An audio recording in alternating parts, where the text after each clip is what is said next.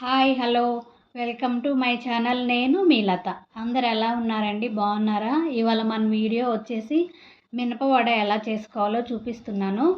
నచ్చితే మీరు ట్రై చేయండి. ఇక్కడ మేము వచ్చేసి మినపవడ వేస్తున్నామండి. పొట్టు లేని పప్పు ఒక 5 hours నానబెట్టుకోవాలి. మధ్య మధ్యలో కొంచెం వాటర్ వేసుకుంటూ గ్రైండర్ వేసుకోవాలండి. పిండి మనకి ఎలా రావాలంటేనండి, ఇలా వాటర్లో వేస్తే పైకి తేలాలండి. ఇలా పైకి రావాలి, అప్పుడే మనకి పిండి పర్ఫెక్ట్గా అయినట్లు.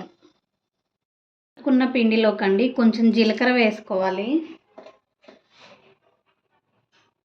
కొంచెం సాల్ట్ వేసుకోవాలండి, కలుపుకోవాలండి.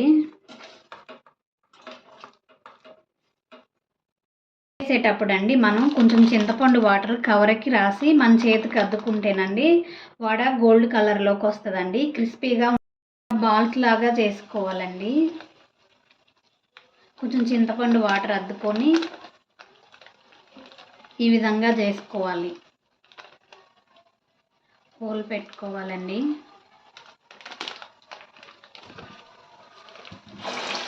ఇంతేనండి, సింపుల్ వడేసుకోవడం.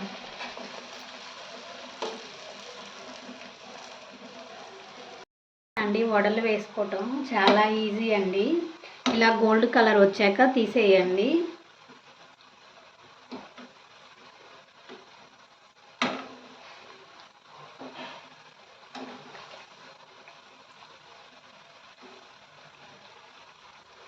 మూడవ రోజు అమ్మవారికి మినపవడ ప్రసాదంగా పెట్టుకోవాలండి.